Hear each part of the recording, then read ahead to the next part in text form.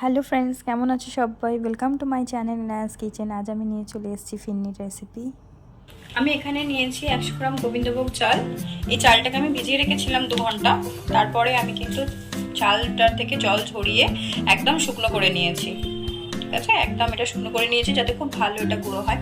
আর সাথে নিয়েছি 100 গ্রাম চিনি, সাথে নিয়েছি 3টে এলাচ, এখানে 20 গ্রাম কাজুকে আমি ছোটো ছোটো করে কুচি কুচি করে কেটে নিয়েছি, আর সাথে নিয়েছি রোজ ওয়াটার, এটা অল্প ফ্লেভারের জন্য দেব। আর আমি এখানে নিয়েছি ফুল ক্রিম দুধ। আর এখানে কিন্তু আমি ইউজ করছি আমুল গোল্ডের ফুল ক্রিম দুধ ইউজ করছি। এখানে আমি 500 নিয়েছি, আর ওই আমার জারের মধ্যে কিন্তু আরও 1 লিটার দুধ ফোটানো অবস্থায় আছে। এবারে আমি চালগুলোকে ভেঙে নেব। এখানে কিন্তু খুব বেশি একটা আটার মতো করবো না, জাস্ট একবার কিন্তু এটা মিক্সিতে ঘুরিয়ে ভেঙে নেব। দেখতে পেলে তো আমি একবারই জাস্ট ঘুরিয়েছি, নাহলে কিন্তু পুরো এটা ইয়ে হয়ে যাবে। দেখো এখানে কিন্তু এগুলো দানা দানা হয়ে আছে। ঠিক আছে,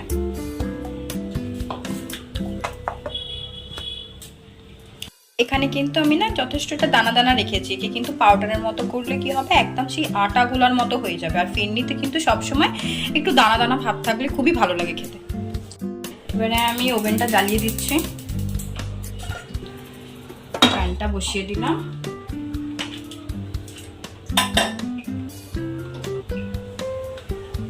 এবারে আমি দুধটা দিয়ে দিচ্ছি এটা।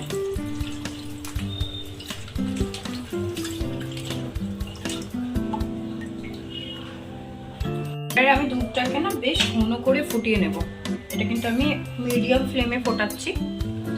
আমি যেহেতু আগে থেকে আমার জারে যে দুধটা রাখা ছিল, ওই 1 লিটার দুধটা আগে থেকে ফুটিয়ে ঠান্ডা করে রেখেছিলাম, আর এটা করা হয়নি, তাই আমি এটাকে আগে ফুটিয়ে নেব। ফুটিয়ে নেওয়ার পরে কিন্তু আমি ওই জারে দেওয়া দুধটা ঢেলে দেবো, দিয়ে তারপর একসাথে ফোটাবো।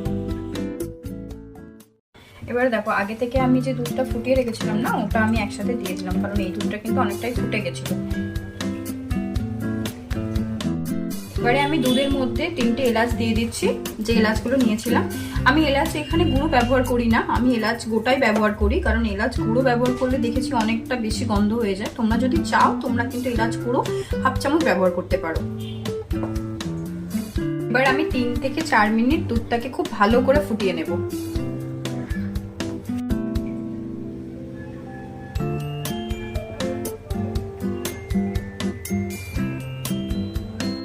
দেখো 3-4 মিনিট ধরে প্রায় আমি দুধটাকে ফুটিয়ে দিয়েছি। এবারে আমি চিনিটা অ্যাড করে দিচ্ছি এখানে। আমি কিন্তু 100 গ্রাম চিনি নিয়েছি। এবারে স্বাদ মতো কিন্তু তোমরা চেঞ্জ করতে পারো, এটা চিনিটা বেশি কম করতে পারো। এবারে আমি কাজুগুলো দিয়ে দিচ্ছি।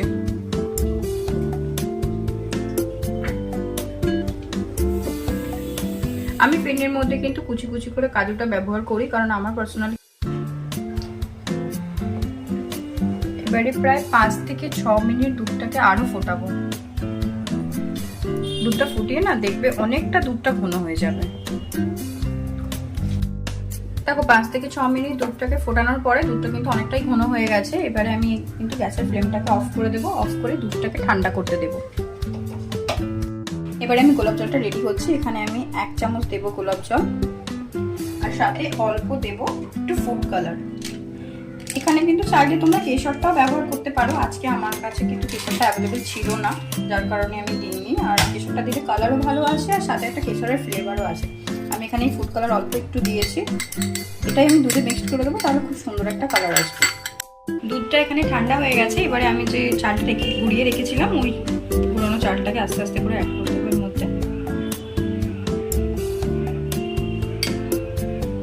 আচ্ছা, আমি কিন্তু চালটা অ্যাড করবো অল্প করে, আর সাথে সাথে কিন্তু নাড়িয়ে দেবো, না হলে কি হয় লাম্পস হয়ে যায়।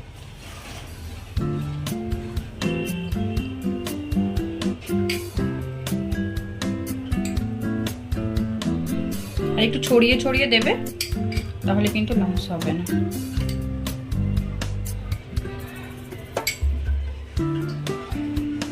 আর কখনোই কিন্তু গরম দুধের মধ্যে দেবে না। গরম দুধের মধ্যে যদি চাল এভাবে দিয়ে দাও, চালের গুঁড়োগুলো, তাহলে কিন্তু ওগুলো লাম্পস হয়ে যায়, আর পরে কিন্তু ওটাকে আর ভাঙা যায় না।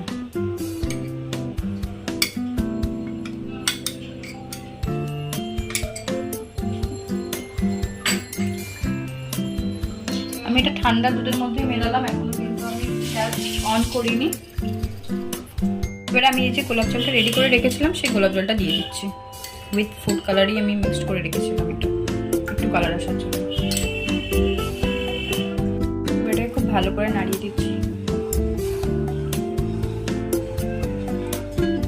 এবারে আমি গ্যাসের ওভেনটা অন করে দেবো।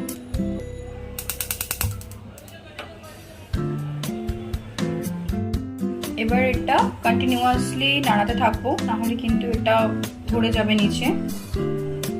আর এটা ততক্ষণ পর্যন্তই নাড়িয়ে ফোটাবো যতক্ষণ না এই ফিরনির থিকনেসটা আসছে। অনেকটা থিক হবে, ঘন হয়ে যাবে, যেরকম আমরা ফিরনি খাই সেই ধরনের। তো এবার কিন্তু অনেকটা গাঢ় হয়ে গেছে, প্রায় হয়ে এসছে। আর 1 থেকে 2 মিনিট ফোটাবো মিডিয়াম ফ্লেমে, তারপরে কিন্তু নামিয়ে নেব। 1-2 মিনিট ফুটিয়ে নিয়েছি, এবারে কিন্তু এটা পুরো রেডি। আমি এবার গ্যাসটা অফ করে দিলাম।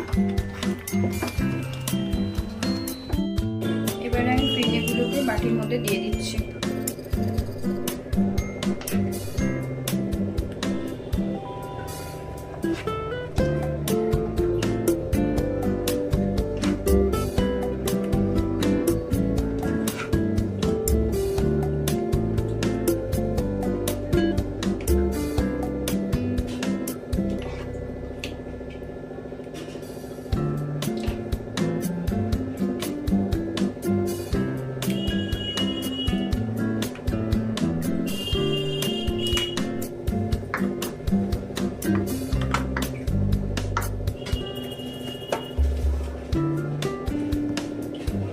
একটা করে কিশমিশ দিয়ে দিলাম গার্নিশ করার জন্য।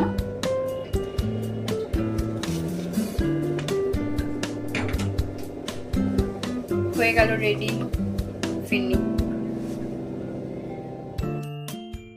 ফিরনি রেডি হয়ে গেছে। অবশ্যই ভিডিওটাকে লাইক করবে, শেয়ার করবেন। থ্যাংক ইউ সো মাচ ভিডিওটা দেখার জন্য। অ্যান্ড সাবস্ক্রাইব করতে কিন্তু একদম ভুলবে না। আবারও চলে আসবো কোনো একদিন অন্য আরেকটি রেসিপি নিয়ে। Bye bye.